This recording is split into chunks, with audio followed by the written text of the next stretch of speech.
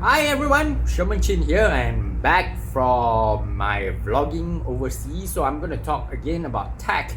Today we're gonna look at the Zenbook S14 as reviewed by Dave 2D. Okay, so this is the Intel Lunar Lake Zenbook S14 by Asus. Time of shooting this, I can only show you Intel's first-party benchmarks. So these are numbers that they got from their own testing, but there's a few things to note here. The single-core Cinebench performance looks decent, but when it comes to multi-core performance, it does well at low wattages, and it supposedly matches Apple's M3 product, but it does start to lose ground at higher wattages. So if you'll notice, the new AMD chip, as well as the previous generation of Core Ultra products, those two devices seem to perform better at that higher wattage state. It's in that low wattage or low power consumption area that this new chip really excels. And from the perspective of a laptop reviewer, that's the thing that really matters. Like really good regular laptop performance with awesome.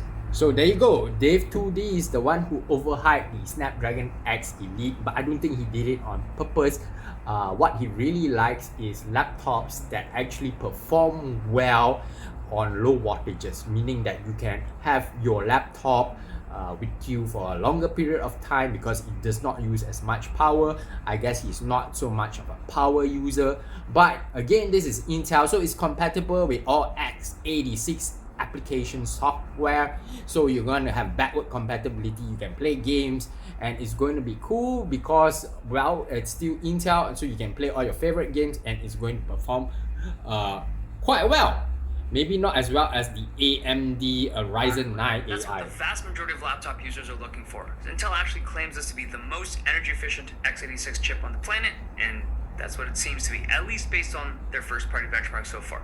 The other thing of interest is that the GPU and the gaming performance on this chip is surprisingly good for integrated graphics. So these are running the new Intel Arc 140V GPUs, and from the looks of their early benchmarks, this is the most powerful integrated GPU on the market. It supposedly has better gaming performance than even the new AMD chips that came out a few weeks ago. Now, it's also interesting that if you look at their benchmarks, they did it at medium graphics settings. Now, typically when I do any kind of gaming benchmarks on thin and light devices, I always go with the lowest graphics settings. I think that's just how people would typically play games on. Okay, there you go. He mentioned it himself. He typically play games on light laptops with the lowest setting, so he's not really a power user. But as you can see here, Intel used a medium setting. So with its Intel Arc or better mesh graphics, I think it's going to perform relatively well even for a thin and light laptop like this Intel Lunar Lake 288V. I think that's the Intel Core 288V processor.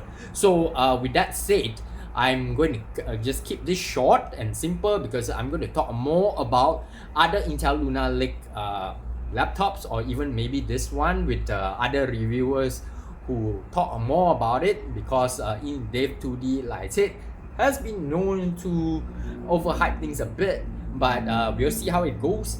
And I myself personally, I do have a bias for Intel's Lunar Lake because I have always been an Intel fan since the 8086, and I think Intel still has a lot of potential to push their processors, especially the 8086 or the x86 processors forward, especially with its complex instruction set computing versus like the RISC processors on the Snapdragon and also on Apple. So their actual competitor is AMD right now, and AMD of course is now I guess the best for power users, but if you just want a laptop that you can bring around, then Intel is the most efficient right now. So I'll see you guys in the next one. If you like videos like this, please do click on the subscribe button, give me a thumbs up and comment down below. I'll see you guys in the next one. Thank you so much now. Bye.